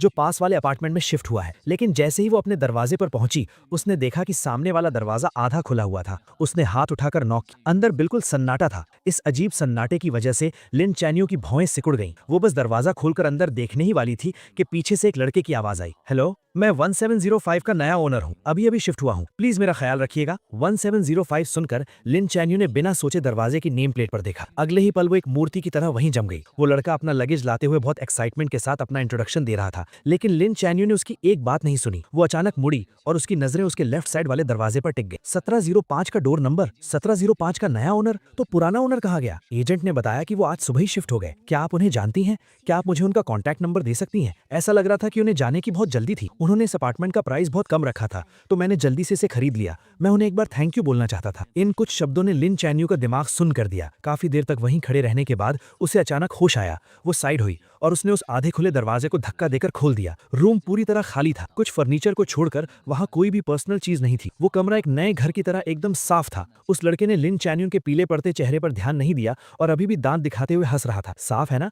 एजेंट ने बताया कि उस भाई ने 3 दिन तक सफाई की क्योंकि सारा सामान ले जाना मुश्किल था तो उसने बहुत सी चीजें फेंक भी दी। लिन चैन यू को याद ही नहीं था कि वो अपने घर वापस कैसे पहुंचा। जब उसे होश आया तो उसने खुद को दरवाजे के पास जमीन पर गिरा हुआ पाया। उसके पैरों में कोई जान नहीं बची थी और वो पूरी पसीने में भीगी हुई थी, जैसे अभी अभी पानी से निकाली गई हो। उसने अपना फोन निकाला, वी चैट पर मेरी प्रोफाइल ओपन की और कांपते हाथों से कुछ वर्ड्स टाइप किए। तुम यहाँ से शिफ्ट क्यों हो गए? जैसे ही उसने सेंड बटन दबाया, स्क्रीन पर एक लाल निशान आ गया। उस लाल निशान को देखकर उसकी आंखें कुछ सेकंड्स के लिए वहीं टिक गईं। फिर भी उसे यकीन नहीं हुआ तो उसने कुछ और मैसेजेस सेंड किए, लेकिन हर बार वही सेम फेल्ड मैसेज की वार्निंग आई। फोन की स्क्रीन को देखकर उसे ऐसा लगा जैसे किसी ने उसका गला घोंट दिया हो और उसकी सांस रुकने लगी। जैसे ही उसकी सांस रुकने वाली थी, फोन बजा। उसने अपना हाथ हटाया और फोन उठाया। तभी उसे अपनी रूममेट की घबराई हुई आवाज सुनाई दी। चीएनयू, गड़बड़ हो गई। लू चेंजू इटली चला गया है। मैंने अभी अभी नोटिस बोर्ड पर एक्सचेंज स्टूडेंट लिस्ट में उसका नाम देखा है। ये बात लिन चीएनयू के दिल में किसी बिजली की तरह गिरी और एक तूफान ले आई। उसने कैबिनेट पकड़कर खड़े होने की कोशिश की, लेकिन उसके सुन्न पड़े पैर उसका साथ नहीं दे रहे थे। वो सीधे सिर के बल जमीन पर गिर पड़ी और उसका माथा दीवार के कोने से जोर से टकराया। वहां एक गहरा घाव हो गया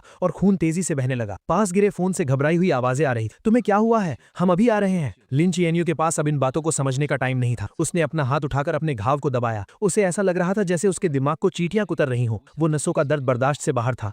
वो सिकुड़कर गोल हो गई और उसके गले से दर्द भरी कराह निकलने लगी। उसकी आंखों के सामने अंधेरा छा गया। पूरी तरह बेहोश होने से पहले उसके दिमाग में बस वही एक लाइन चल रही थी जिसे उसने आज ना जाने कितनी बार पढ़ा था और जो उसके दिल पर छप चुकी थी। लू चेंजू अब कभी लिन चीएनयू को पसंद नहीं करेगा। लिन चीएनयू को बहुत गहरी चोट आई थी। किस्मत से उसकी जान बच गई, लेकिन उसे आईसीयू में एडमिट करना पड़ा। जब उसे होश आया तो उसे पता चला कि 3 दिन बीत चुके हैं। उसकी सहेलियों ने उसके बेड के पास खड़े होकर चैन की सांस ली और फिर उसे बताने लगी कि उसके बेहोश रहने के दौरान क्या क्या हुआ था। जो खबर उन्हें मिली थी उसके हिसाब से लू चेंजू 3 दिन पहले ही इटली पहुंच चुका था, लेकिन अभी तक उसके एडमिशन की फॉर्मेलिटीज पूरी नहीं हुई थी। सुना है कि लिस्ट पब्लिक होने के बाद किसी ने स्कूल में उसकी कंप्लेन कर दी कि उसने अभी कुछ टाइम पहले एग्जाम में चीटिंग की थी, इसलिए उसका एक्सचेंज प्रोग्राम कैंसिल कर देना चाहिए। अगर उसका प्रोग्राम कैंसिल हो गया तो उसे पक्का वापस आना पड़ेगा। चीएनयू, तुम टेंशन मत लो, वो कहीं भाग नहीं सकता। लिन चीएनयू का दिल जोर से धड़कने लगा और उसकी आंखें फटी की फटी रह गईं। वो अभी इस शॉकिंग न्यूज से बाहर भी नहीं आ पाई थी कि दरवाजे पर नॉक हुआ। एक रूममेट भागकर दरवाजा खोलने गई और बाकी तीनों हैरानी से देखने लगी। उन्होंने देखा कि फेमस प्रोफेसर जांग बहुत गुस्से में अंदर आए। उन्होंने बेड पर लेटी लिन चीएनयू की तरफ एक नजर देखा। उनका वो बिना कुछ कहे डराने वाला ऑरा ऐसा था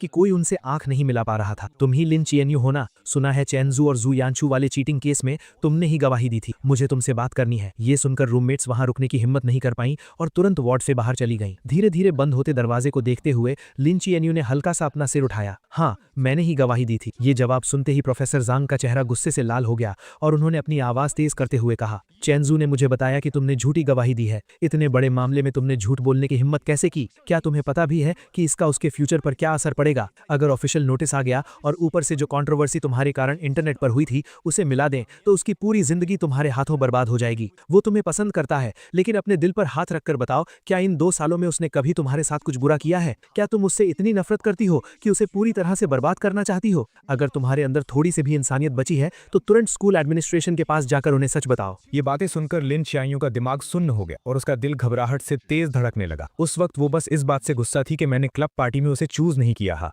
वो बस मुझे माफी मांगने पर मजबूर करना चाहती थी, इसलिए उसने टीचर जाओ से झूठ बोला था। उसने कभी सपने में भी नहीं सोचा था कि इसके इतने बड़े कॉन्सिक्वेंसेस हों। उसने अपने माथे की चोट की परवाह किए बिना स्ट्रगल करके उठने की कोशिश की ताकि वो प्रोफेसर जैंग के साथ स्कूल जाकर सच बता सके। जैसे ही वो दोनों वार्ड से बाहर निकले, हॉस्पिटल स्टाफ ने उन्हें रोक लिया। डॉक्टर्स उसे जाने नहीं देना चाहते थे और उसे समझाने लगे, लेकिन उसने किसी की एक नहीं सुनी और स्कूल जाने की जिद पकड़ ली। प्रोफेसर जैंग ने पहले ही डिसिप्लिनरी कमेटी के हेड को कांटेक्ट कर लिया था। लिन चीएनयू ने डिजाइन कॉलेज के डीन और टीचर जाओ के सामने मान लिया कि चीटिंग जो यानचू ने की थी। जो यानचू को बिल्कुल उम्मीद नहीं थी कि वो अचानक ऐसे पलट जाएगी। वो तुरंत घबरा गई और रोते हुए बोलने लगी कि उसने कुछ नहीं किया। टीचर जाओ को भी उम्मीद नहीं थी कि वो अपनी गवाही ऐसे बदल देगी, इसलिए उन्हें समझ नहीं आ रहा था कि वो किस पर ट्रस्ट करें। लिन चीएनयू ने एकदम कोल्ड फेस के साथ अपना फोन अनलॉक किया और एक फोटो निकाली। ये एक लेटर है जो यानचू ने पहले मुझे अपने हाथों से लिखा था। थोड़ी देर में मेरे फैमिली मेंबर्स इसका ओरिजिनल डॉक्यूमेंट लेकर आ जाएंगे। आप इस लेटर की हैंडराइटिंग और उस चीट शीट की हैंडराइटिंग मैच कर सकते हैं। ये सुनकर जो यानचू फूट फूट कर रोने लगी। चीएनयू, मैं यानचू हूँ। क्या तुम भूल गई कि हम साथ बढ़े हुए हैं? ये मामला खत्म हो चुका था।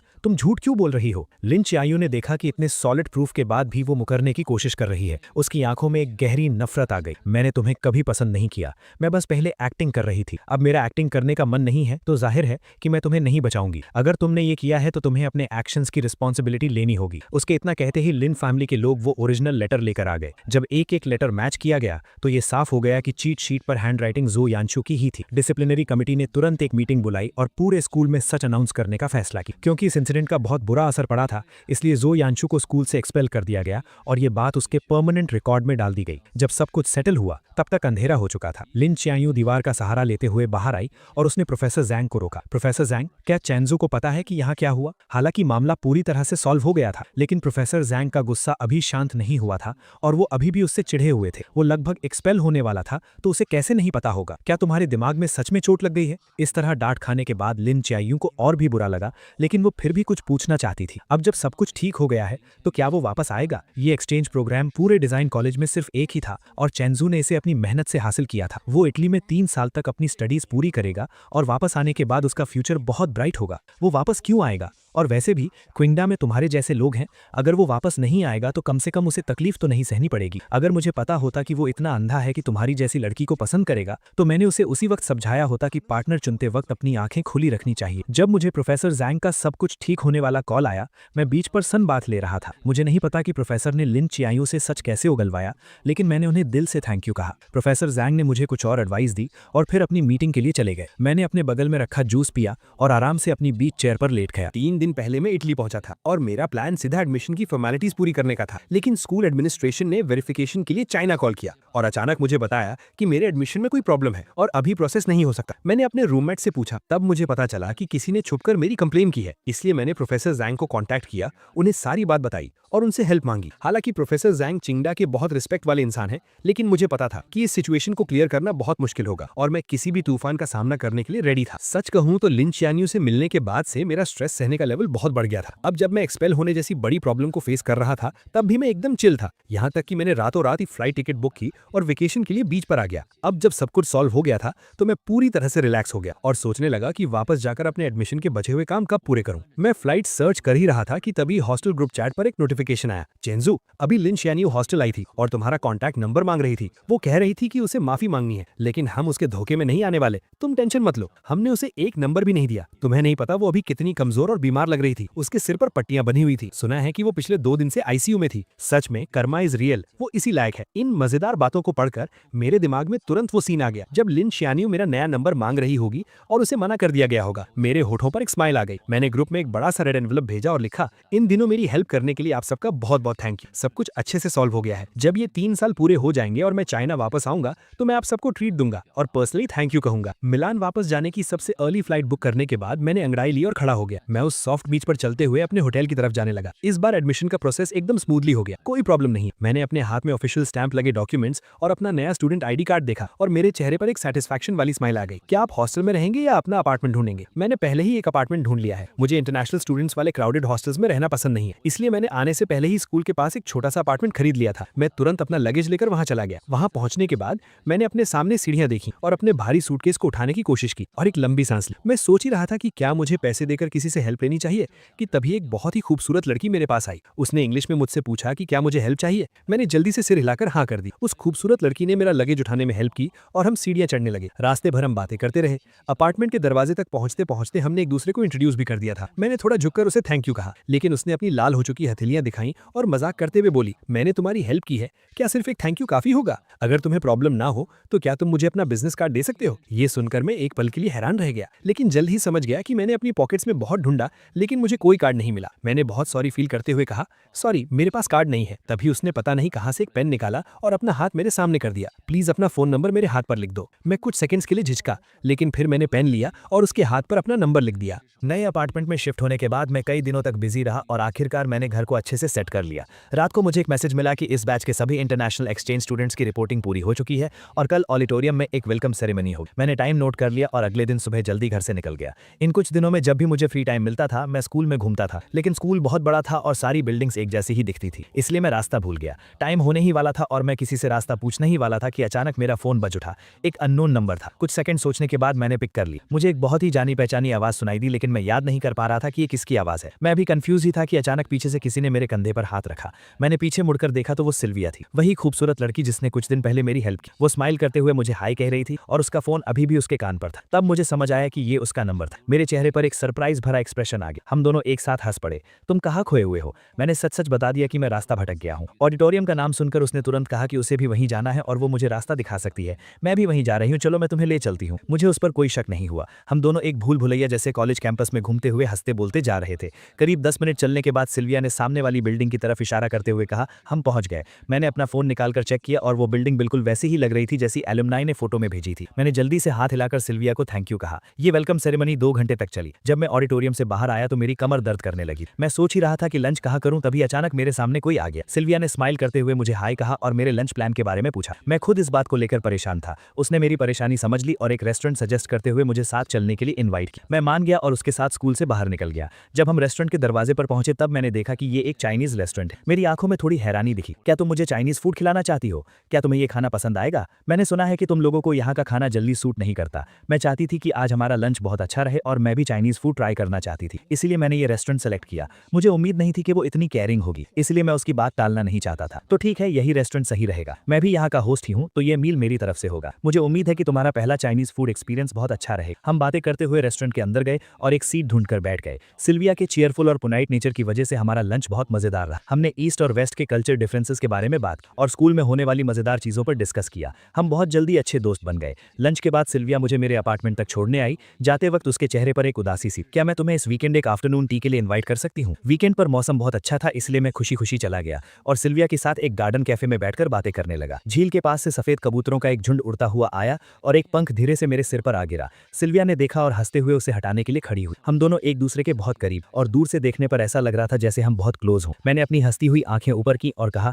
Thank you. मैंने जैसे ही ये कहा मेरी नजर अचानक बाईं तरफ गई और मेरी आंखें वहीं जम गई। वो औरत जो दरवाजे पर खड़ी थी, जिसके माथे पर पट्टी बंधी थी और जिसका चेहरा बिल्कुल उतरा हुआ था, वो मुझे लिन कियान यू जैसी क्यों लग रही थी? मैं उसे ध्यान से देख भी नहीं पाया था कि वो औरत गुस्से से मेरी तरफ आने लगी। उसने अपनी खून से लाल हो चुकी आंखों से नीचे रखे टेस्टी केक्स को देखा और उसकी नजरें हम दोनों के बीच घूमने लगी। ये कौन है? ये जानी पहचानी आवाज सुनकर मुझे पक्का हो गया कि ये लिन कियान यू ही है। मुझे नहीं पता था कि उसे कैसे पता चला कि मैं यहाँ हूँ, लेकिन मुझे उसे देखकर कोई हैरानी नहीं हुई। मुझे पता था कि एक न एक दिन वो मेरे पीछे इटली जरूर आएगी। आखिरकार लिन कियान यू की नजरों में मैं उसका एक ऐसा शिकार था जिसे वो आसानी से पकड़ सकती थी। वो मुझे अपनी नजरों से दूर भागने नहीं दे सकती थी। मैं उसे दोबारा फेस करने के लिए पहले से ही तैयार था, इसलिए उसके इतने बुरे बर्ताव के बाद भी मैं एकदम शांत। मेरी नई दोस्त है, कोई काम है क्या? दोस्त? कैसी दोस्त? तुम्हारी गर्लफ्रेंड है ना? आखिरी कुछ शब्द लिन कियान यू ने दांत पीसते हुए कहे। उसने कभी सपने में भी नहीं सोचा था कि वो इतनी बुरी चोट के साथ हजारों मील दूर मुझे सब कुछ सच बताने आएगी और मुझे किसी और लड़की के साथ डेट करते हुए देखेगी। तुम्हें विदेश आए हुए कुछ ही दिन हुए हैं और तुमने नई लड़की ढूंढ ली। क्या तुम वो नहीं हो जिसने 2 साल तक मुझे प्यार किया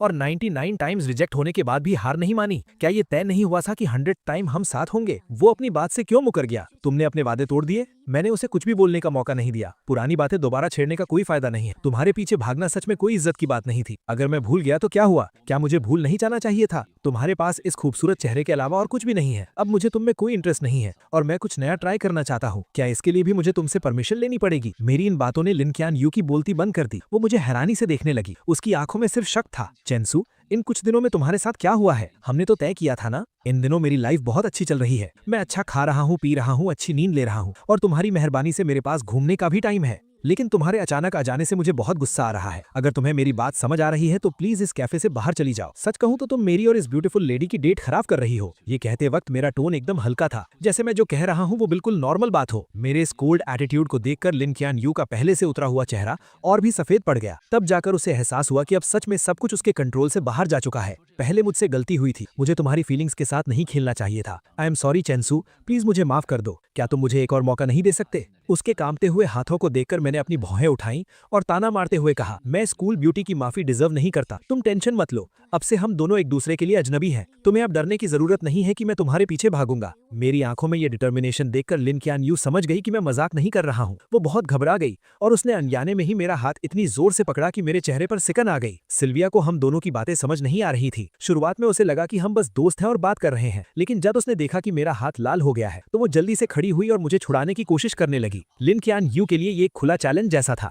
उसने बिना सोचे सिल्विया का हाथ झटक दिया। सिल्विया धक्का लगने से कुछ कदम पीछे लड़खड़ाई। लिन कियान यू ने उसे बहुत ठंडी नजरों से घूरा और मेरा हाथ पकड़कर मुझे अपने साथ खींचने लगी। सिल्विया ने दीवार का सहारा लेकर खुद को संभाला। जब उसने देखा कि मैं उसके साथ नहीं जाना चाहता तो उसने आकर सीधा लिन कियान यू के मुंह पे थप्पड़ जड़ दिया और अगले ही पल दोनों आपस में बुरी तरह लड़ने लगी। बहुत से कस्टमर्स डर गए कि कहीं उन्हें भी चोट ना लग जाए, इसलिए वो बाहर भागने लगे। सेकंड फ्लोर पर मौजूद ओनर ने तुरंत पुलिस को कॉल कर दिया। पुलिस ने आकर उन दोनों को अलग किया जो गुस्से में पागल हो चुकी थी और दोनों को पुलिस स्टेशन ले गई। लिन कियान यू के सिर की पट्टी खुल गई थी जिससे उसका वो भयानक घाव दिखने लगा था। उसे देखकर पुलिस को भी डर लग रहा था और उन्हें लगा कि सिल्विया एक बीमार इंसान के साथ मारपीट कर रही थी। सिल्विया बार बार खुद को डिफेंड कर रही थी और चोट खाई लिन कियान यू भी पीछे नहीं हट रही थी। वो जिद कर रही थी कि पहले सिल्विया ने हाथ उठाया था। दोनों काफी देर तक बहस करती रहीं। पुलिस के कान पक गए लेकिन उन्हें समझ नहीं आया कि किसकी गलती है। आखिरकार हार मानकर उन्हें इकलौते चश्मदीद गवाह यानी मुझसे पूछना पड़ा, क्या आप बता सकते हैं कि वहां असल में क्या हुआ था? ये सवाल सुनते ही दोनों तुरंत मुड़ी और बहुत उम्मीद से मेरी तरफ देखने लगी। मैंने बिना किसी झिझक के अपना हाथ उठाया,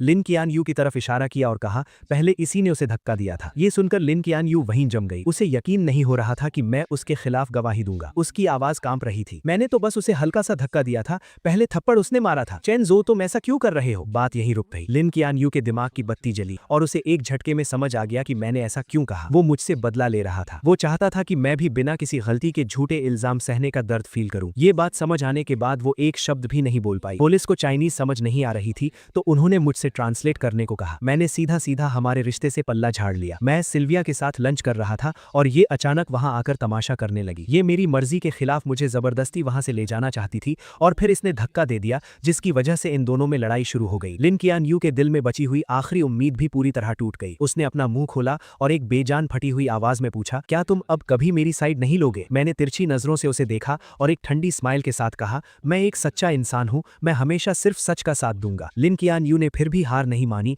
और एक और सवाल पूछा, अगर आज उसने मुझे पहले धक्का दिया होता तो क्या तुम तब भी सच बोलते? क्या ये भी पूछने वाली बात है? मेरा तुमसे कोई लेना देना नहीं है। क्या हम इतने क्लोज हैं? सिल्विया अभी छोटी है और बहुत सेंसिटिव है। मैं जाहिर सी बात है अपनी दोस्त का ही साथ दूंगा। ये बात बोलकर मुझे कोई फर्क नहीं पड़ा कि उसका रिएक्शन क्या था। मैं मुड़ा और वहां से चला गया। मेरी गवाही और तुरंत मंगवाई गई सीसीटीवी फुटेज की वजह से सच जल्दी ही सबके सामने आ गया। एक फॉरेन नेशनल होने के बावजूद तमाशा करने के जुर्म में लिन कियान यू को हिरासत में ले लिया गया। मैंने सिल्विया के बाहर आने का वेट किया और उसे थैंक यू कहने के साथ साथ सॉरी भी कहा। उसने हाथ हिलाते हुए कहा कि उसे इन छोटी मोटी चोटों से कोई फर्क नहीं पड़ता। उल्टे उसने कहा कि आज की डेट खराब हो गई इसलिए वो अगले हफ्ते फिर से मिलना चाहती है। मैंने बहुत ध्यान से सोचा। हालांकि सिल्विया सच में बहुत खूबसूरत है लेकिन आज जो कुछ भी हुआ उसे देखकर मुझे लगा कि वो अभी उतनी समझदार और मैच्योर नहीं है। मुझे पता था कि लिन कियान यू इतनी आसानी से हार नहीं मानेगी और मैं सिल्विया को इसमें घसीटना नहीं चाहता था और ना ही दोबारा पुलिस स्टेशन के चक्कर लगाना चाहता था। मैं समझ सकता था कि सिल्विया के दिल में मेरे लिए कुछ फीलिंग्स थीं लेकिन अब मैं इमोशंस में बहकर फैसले नहीं लेता, इसलिए आखिर में मैंने पोलाइटली मना कर दिया।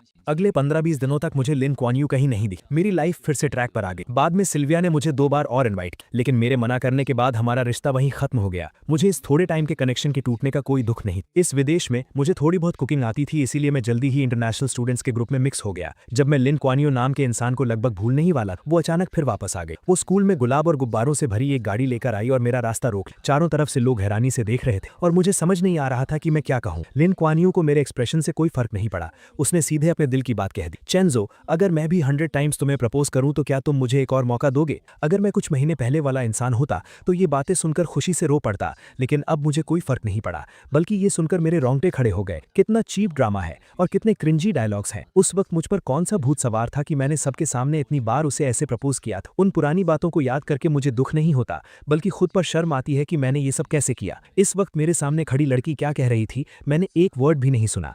काफी देर तक कोई जवाब ना मिलने पर लिन क्वान यू और घबराने लगी। वो बेचैन हो गई और टेंशन में मेरी तरफ देखने लगी। मैंने सीधा उसकी नजरों को इग्नोर किया, पीछे मुड़ा और दूर खड़े लोगों को हाथ हिलाकर बुलाया, हाय गुचिंग शुए, गुसीची, तुम लोग कहाँ जा रहे हो? लिन क्वान यू ने मेरी नजरों का पीछा किया तब उसे समझ आया कि मैं किसी और से बात कर रहा हूँ। ये देखकर लिन क्वान यू का दिल जैसे जम सा गया। लिन क्वान यू, चेंजो, बात अभी पूरी भी नहीं हुई थी कि गुचिंग शुए नाम की वो लड़की मेरे पास आई। उसकी आवाज बहुत फ्रेंडली थी। हम कैंपिंग पर जाने का प्लान कर रहे हैं चेंजो, क्या तुम भी चलोगे? मौसम बहुत अच्छा था, वीकेंड का कोई प्लान नहीं था और सामने एक बहुत बड़ी मुसीबत मुसीबत खड़ी थी। मेरे पास मना करने का कोई रीजन नहीं था, इसीलिए मैं तुरंत राजी हो गया। मैंने हंसते हुए उससे आज रात के प्लान्स के बारे में पूछा। हम दोनों ने लिन क्वानियो की तरफ मुड़कर भी नहीं देखा, बस आपस में बातें करते हुए कैंपिंग ग्रुप में शामिल हो गए। हम सबको दूर जाता देखकर लिन क्वानियो का चेहरा बुरी तरह सफेद पड़ गया। उसने अपनी मुट्ठी कस ली और गुचिंग शुए को बहुत जलन और नफरत भरी नजरों से देखने लगी। लिन क्वानियो हमारे पीछे पीछे शहर से बाहर तक आ गई। नदी के उस पार से वो साफ देख सकती थी कि हमारे बीच क्या हो रहा है। 7-8 इंटरनेशनल स्टूडेंट्स मिलकर पार्टी कर रहे थे और बहुत खुश लग रहे थे। वो हमारे बीच नहीं आ सकती थी, इसीलिए वो दूर से ही देखती रही, लेकिन मुझे जितना देखती उसका दिल उतना ही भारी होता जा रहा था। मैं जो कुछ भी कर रहा था, वो गुचिंग शुए नाम की लड़की हमेशा मेरे आसपास ही थी। मेरे और उसके बीच कभी भी 10 कदम से ज्यादा की दूरी नहीं हुई और हम लगातार करीब आ रहे थे। ये क्लोजनेस बाकी लोगों जैसी नॉर्मल नहीं थी। ये देखकर लिन क्वानियो की आंखें जलन से लाल हो रही थी और उसका बस नहीं चल रहा था कि वो आकर सीधा मुझे वहां से खींच ले जाए, लेकिन उसे अच्छे से पता था कि अगर उसने ऐसा कुछ किया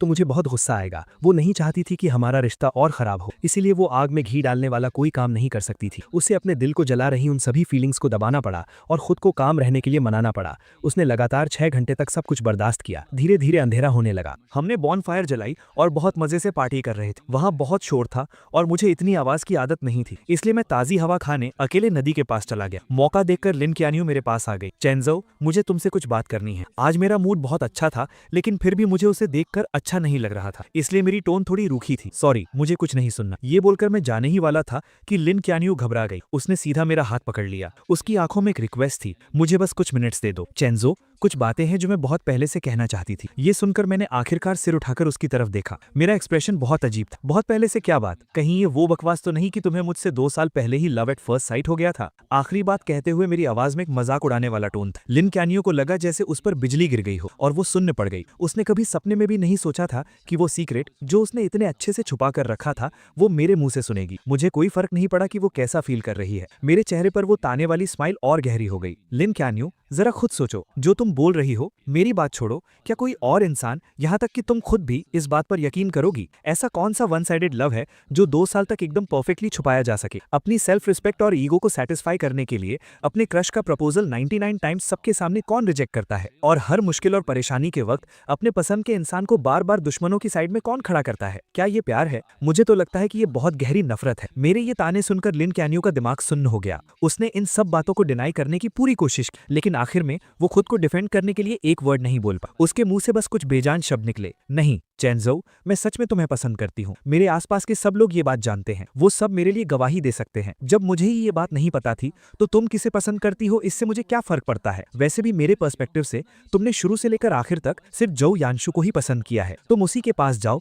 और उसे अपने सच्चे प्यार के बारे में बताओ, अपने दिल की बातें उससे शेयर करो। तुम दोनों एक साथ बहुत अच्छे लगते हो और सच कहूं तो शुरू से लेकर आखिर तक तुम लोगों ने मुझे बहुत डिस्गस्टेड फील कराया है। मेरे चेहरे पर वो साफ दिखने वाली नफरत लिन क्यानियो के बर्दाश्त के बाहर थी। उसकी बॉडी लगातार कांप रही थी, लेकिन फिर भी उसने मेरा हाथ नहीं छोड़ा। वो जिद में अड़ी थी कि वो मुझे जाने नहीं देगी। मेरे पास उसके साथ बहस करने का पेशेंस नहीं था। मैंने सीधा अपना हाथ खींचा और मुड़कर जाने लगा। जैसे ही मेरे और उसके हाथ अलग हुए, उसे लगा कि उसने अपना सब कुछ खो दिया है। उसके दिल में एक बहुत तेज दर्द उठा। उसके अंदर की सारी एनर्जी एक पल में खत्म हो गई और वो लड़खड़ाने लगी जैसे अभी गिर पड़ेगी। मैंने उसे बहुत खूबसूरती से इग्नोर किया और हल्के कदमों से वापस क्राउड के बीच चला गया। मुझे लगा था कि सारी बातें क्लियर करने के बाद लिन क्यानियो हार मान लेगी, लेकिन जल्द ही मुझे समझ आ गया कि इस इंसान के दिमाग में कोई बात घुसती ही नहीं है। अगले कुछ महीनों तक मैं जब भी घर से बाहर निकलता वो मुझे 20 मीटर के अंदर ही दिख जाती थी। हर कुछ दिनों में वो कुछ ना कुछ चीजें लेकर मेरे सामने आ जाती और कहती कि वो मुझे प्रपोज कर रही है। 1 बार, 2 बार, तीसरी बार, मुझे तो काउंट भी याद नहीं रहा। उसकी इस पागलों वाली जिद पर मैंने कभी कोई रिएक्शन नहीं दिया। अगर मैं उसे इग्नोर कर सकता था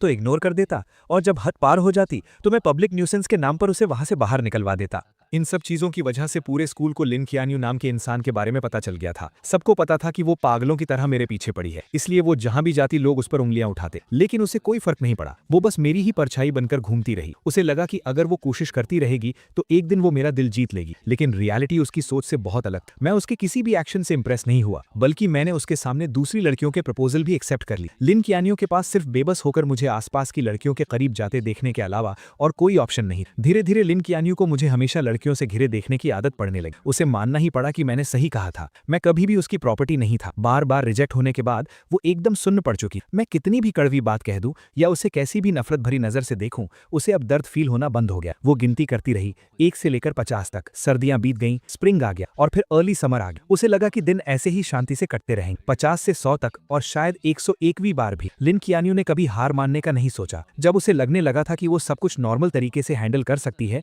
मैं एक लड़की का हाथ पकड़े उसके सामने आ गया। मैंने हंसते हुए आसपास के लोगों को बताया कि ये मेरी गर्लफ्रेंड है। उस पर लिन कियानियो को लगा जैसे आसमान टूटकर उसके सर पर गिर गया हो। उसने अपना सारा कंट्रोल खो दिया और सच जानने के लिए वो सीधा मेरे पास भागकर आने लगी। लेकिन वो मेरे पास पहुंच पाती उससे पहले ही पेट्रोलिंग कर रहे सिक्योरिटी गार्ड्स ने उसे रोक लिया। लोगों की उस दीवार के पीछे से उसने अपनी लाल आंखों के साथ पूरी जान लगाकर पूछा, क्यों? मेरी नजरें बस 1 सेकंड के लिए उस पर रुकी और मैंने बहुत नॉर्मल टोन में कहा, मैं जवान हूं, मेरे पास पैसे हैं और बहुत सारा फ्री टाइम भी, तो मैं ब्यूटीफुल लड़कियों के साथ डेट कर रहा हूं। इसमें क्या प्रॉब्लम है? प्यार कोई बुरी चीज थोड़ी है। इस वजह से लिन कियानियो बहुत दिनों तक डिप्रेशन में रही। वो बार में अकेले पीती रहती और हर रात पूरी तरह ड्रंक हो जाती। जब भी वो सुबह उठकर अपने आसपास के उस खालीपन को देखती तो वो खुद को उस दर्द में डूबने से रोक नहीं पाती। वो मेरे पास आना चाहती थी, मुझसे ब्रेकअप करने की भीख मांगना चाहती, लेकिन जब भी वो मेरे पास आती और मुझे मेरी नई गर्लफ्रेंड का हाथ पकड़े खुशी से हंसते हुए देखती तो उसमें आगे बढ़ने की हिम्मत ही नहीं बचती। आज आखिरकार लिन कियानियो वो सब फील कर पा रही थी जो मैंने फील किया था, लेकिन अब बहुत देर हो चुकी। उसने अपने फैमिली और फ्रेंड्स की कोई एडवाइस नहीं सुनी। वो एक प्रॉपर एंडिंग पाने की जिद में विदेश में ही रुक गई। गर्मियों की तपिश खत्म होते होते आखिरकार लिन कियानियो को मेरे ब्रेकअप की खबर मिल गई। वो मुस्कुराते हुए मेरे पास आई, मुझे दिलासा देना चाहती, लेकिन फिर से सब कुछ उसकी उम्मीदों के उलट हुआ। मेरे चेहरे पर दुख का कोई नामो निशान नहीं और मैं उसे उसी नजर से देख रहा था जैसे कुछ महीनों पहले देखता था। लिन कियानियो के चेहरे की स्माइल जम गई। उसने थोड़ा हिचकिचाते हुए पूछा, क्या तुम्हें कोई तकलीफ हुई है? मैंने एक बहुत पोलाइट स्माइल दी। हमने म्यूचुअली ब्रेकअप किया है, हम दोनों की मर्जी, इसमें क्या तकलीफ है? ये सुनकर लिन कियानियो का दिल थोड़ा शांत हुआ, लेकिन अगले ही सेकंड मेरी बात ने उसे चौंका दिया। और वैसे भी अगर मुझे कोई तकलीफ हुई भी होती तो वो उन 2 सालों की तकलीफ के सामने कुछ भी नहीं है। क्या तुमने वो सब खुद अपनी आंखों से नहीं देखा था? तो फिर यहाँ मगरमच्छ के आंसू बहाकर फेक सिंपैथी क्यों दिखा रही? मेरी आखिरी बातों ने लिन कियानियो को बेचैन कर दी। वो खुद को एक्सप्लेन करना चाहती थी, लेकिन मैंने उसे कोई मौका नहीं। मैं उन पुरानी बातों को एक्सप्लेन कर सकती। शेंचू बस करो, अब मुझे ये सब सुनकर इरिटेशन हो रही है। लिन कियानियो, मेरे सामने एक्टिंग करना बंद करो, ओके? अब मुझे तुम्हारी एक्टिंग देखने में कोई इंटरेस्ट नहीं। अगर तुम्हें अटेंशन चाहिए तो वापस चाइना जाओ और जो यानशु और अपनी उन सहेलियों को ढूंढो, ठीक है? वो लोग खुशी खुशी तुम्हें सर आंखों पर बिठाएंगे। शोर मत करो। मेरी इन बातों से लिन कियानियो का चेहरा शर्म से लाल हो गया। मैंने उसे धक्का देकर साइड किया और सीधा टीचिंग बिल्डिंग की तरफ चला गया। किंग ने आसपास के सब लोगों को मेरे नाम के लिए करेक्ट कर दिया था। अब सब मुझे मेरे इंग्लिश नाम से बुलाते थे। बहुत कम लोगों को पता था कि मैं ही वो लू चेंशु हूं जिसे प्रपोज किया जा रहा है। इस पॉइंट तक आते आते लिन कियानियो के प्रपोज करने के सारे आइडियाज खत्म हो चुके थे। आखिरकार उसके पिछले 99 प्रपोजल्स मुझे हिला तक नहीं पाए थे। अब वो सच में बेबस हो चुकी थी। आखिर में एक दोस्त की एडवाइस पर उसे एक आइडिया आया, 100th प्रपोजल। उसने स्कूल के स्मॉल गार्डन को सिलेक्ट किया। उसने वहां एक बहुत बड़ा डोमिनो इफेक्ट सेटअप किया जिसमें हमारी पहली मुलाकात का सीन बना हुआ था। उसने पेड़ों पर बहुत सारी स्टार लाइट्स लगा दी और रात में गार्डन की कैंडल्स जलाकर मुझे पास्ट की यादों में ले जाने का प्लान बनाया। मुझे धोखे से वहां बुलाने के लिए लिन कियानियो ने बहुत से लोगों की हेल्प ली और दर्जनों प्लान्स बनाए। इस बार वो मुझे पक्का यकीन दिलाना चाहती थी कि उसे सच में मुझे देखकर लव एट फर्स्ट साइट हुआ था और अब उसे अपनी गलती का सच में बहुत पछतावा है। सब कुछ रेडी था, लेकिन जब तय किया हुआ टाइम आया मैं वहां नहीं पहुंचा। लिन कियानियो पूरी तरह से पागल हो गई। उसने कार से हर वो जगह ढूंढी जहां मैं हो सकता था। 9 बजे का अलार्म बजा। वो अंधेरा गार्डन अचानक लाइट से जगमगा उठा। अनगिनत बलून्स हवा में उड़ने लगे। ऊपर से गुलाब की पंखुड़ियां गिरने लगी। हवा में एक रोमांटिक पियानो म्यूजिक गूंजने लगा और डोमिनोज के गिरने की वो लगातार टिक टिक आवाज आने लगी जो अपने आप स्टार्ट हो गए थे। हर सेकंड के साथ एक डोमिनो गिर रहा था। 10 मिनट से ज्यादा टाइम तक ये चलता रहा और जैसे ही आखिरी डोमिनो गिरा सारी कैंडल्स जल उठी। लेकिन लिन कियानियो को लगा कि उसके शरीर की सारी ताकत खत्म हो गई है। जब सब कुछ खत्म हो गया तो उसका फोन बजा। स्क्रीन पर एक अननोन इंटरनेशनल नंबर था, लेकिन कॉल पिक करते ही उसने तुरंत पहचान लिया कि लाइन के दूसरी तरफ मैं था। मैंने सुना है कि तुम आज रात अपना 100th प्रपोजल करने वाली हो। अफसोस कि मैं अभी चाइना में हूँ। I am really sorry. Lin कियानियो ने अपने दिल के दर्द और उस बेचैनी को दबाया और ऐसा बिहेव किया जैसे उसे कोई फर्क नहीं पड़ रहा हो। कोई बात नहीं, तुमने मुझे कॉल किया, मैं इतने में ही बहुत खुश हूँ। अगर तुम चाहो तो मैं 101st और 102nd प्रपोजल भी तैयार कर सकती हूँ। उसकी आवाज में एक छुपी हुई उम्मीद थी, जैसे वो पहले ही ये सपना देख रही थी कि मैंने उसे माफ कर दिया है। उसकी कोई जरूरत नहीं है। मैंने आज तुम्हें सिर्फ 2 बातें बताने के लिए कॉल किया है। लिन कियानियो का गला सूख गया और उसने फोन को कसकर कर पकड़ लिया। पहली बात, मैं तुम्हें एहतियात के तौर पर बता दूं कि अभी सर्दियां चल रही हैं और हवा बहुत रूखी है। अगर तुम्हारा नाटक खत्म हो गया हो तो गार्डन की वो सारी कैंडल्स जल्दी से बुझा देना, कहीं ऐसा ना हो कि आग लग जाए। ये सुनकर लिन ख्यानियो ने अपना सिर ऊपर उठाया और देखा कि एक सूखा पत्ता धीरे धीरे नीचे गिर रहा है। दूसरी बात, मैं तुम्हें गुड न्यूज देना चाहता था। मैं फिर से रिलेशनशिप में हूँ और ये गर्लफ्रेंड मेरी पिछली गर्लफ्रेंड से भी ज्यादा खूबसूरत है। तुम्हारे प्रपोजल्स 100th टाइम पर ही रुक सकते हैं। मेरी इन कुछ नॉर्मल सी बातों ने लिन ख्यानियो के दिमाग में अनगिनत गूंज पैदा कर दी। एक ही पल में उसे लगा जैसे उस पर किसी ने जादू कर दिया हो। उसके माथे पर एक बहुत तेज चुभने वाला दर्द होने लगा। उस भयानक दर्द में उसके शरीर में कोई जान नहीं बची। उसका फोन धड़ाम से नीचे गिरा और सीधा एक कैंडल स्टैंड पर जा लगा। कुछ ही सेकंड्स में गार्डन में बहुत तेज आग फैल गई, लेकिन उसने वहां से भागने या मदद के लिए चिल्लाने की कोई कोशिश नहीं की। वो एक मूर्ति की तरह वहीं खड़ी रही और उस गार्डन का एक हिस्सा बन गई। पूरी रात बीत गई। गार्डन के सारे पेड़ जलकर राख हो गए। शुक्र है कि किसी की जान नहीं गई। फायर फाइटर्स टाइम पर पहुंच गए और उन्होंने धुएं से बेहोश होने वाली लिन ख्यालियो को बचा लिया। हालांकि किस्मत से उसकी जान बच गई थी, लेकिन इस आग की घटना से चिंगडा स्कूल एडमिनिस्ट्रेशन बहुत गुस्से में था। उन्होंने स्ट्रिक्ट एटीट्यूड के साथ कहा कि वो इसके लिए जिम्मेदार इंसान को नहीं छोड़ेंगे। प्राइम सस्पेक्ट होने के नाते पुलिस ने लिन ख्यानियो को अरेस्ट कर लिया। जब लिन फैमिली को यह खबर मिली तो वो बहुत परेशान हो गए। उन्होंने उसे बचाने के लिए अपने सारे कनेक्शंस का इस्तेमाल किया, लेकिन क्योंकि ये एक इंटरनेशनल केस था,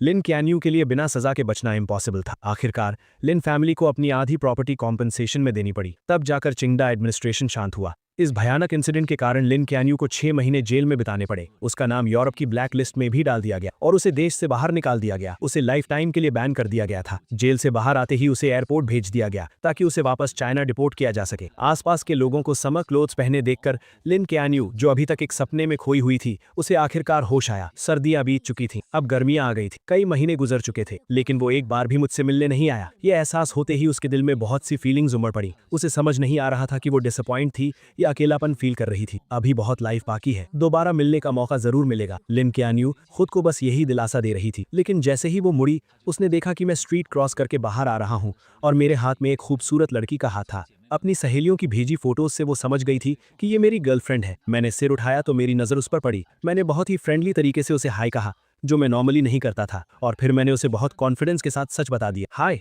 लॉन्ग टाइम नो सी, मैं अभी जर्मनी ट्रिप से वापस आया हूँ। तुम तो आखिरकार बाहर आ ही गई। वक्त सच में बहुत जल्दी बीत जाता है। मैं तुम्हें इंट्रोड्यूस करा दूं, ये मेरी नई गर्लफ्रेंड मोनिका है। चाइना वापस लौटने के बाद लिन ख्यानियो ने कुछ लोगों के थ्रू मुझे एक मैसेज भिजवाया था। उसने पूछा था कि क्या मैं ये सब एक्टिंग कर रहा हूँ या ये मेरा सच है। मैंने उसे कोई रिप्लाई नहीं दिया। अब तक मैं लिन ख्यानियो को पूरी तरह समझ चुका था। वो कहती थी कि वो मुझसे प्यार करती है, लेकिन असल में वो सिर्फ खुद से प्यार करती थी। उसके लिए मैं बस शो ऑफ करने वाला एक खिलौना था। विदेश में स्टडीज के दूसरे साल में मैंने हर मौके का फायदा उठाया और बहुत सारे कॉम्पिटिशन्स में हिस्सा लिया। दिन गुजरते गए और जल्द ही मेरे 3 साल का एक्सचेंज प्रोग्राम खत्म हो गया। मैं गोल्ड मेडल से भरा एक बॉक्स लेकर चाइना वापस आ गया। फ्लाइट से बाहर आते ही मैंने देखा कि मेरे पेरेंट्स और रूममेट्स हाथों में फूल लिए मेरा वेलकम करने के लिए खड़े हैं। जहां तक लिन ख्यानियो का सवाल है, मुझे पता है कि अब उसके पास मेरी लाइफ में दोबारा एंट्री करने का कोई मौका नहीं है। हम दोनों इस दुनिया की भीड़ में बस एक दूसरे के पास से गुजरने वाले 2 अजनबी हैं।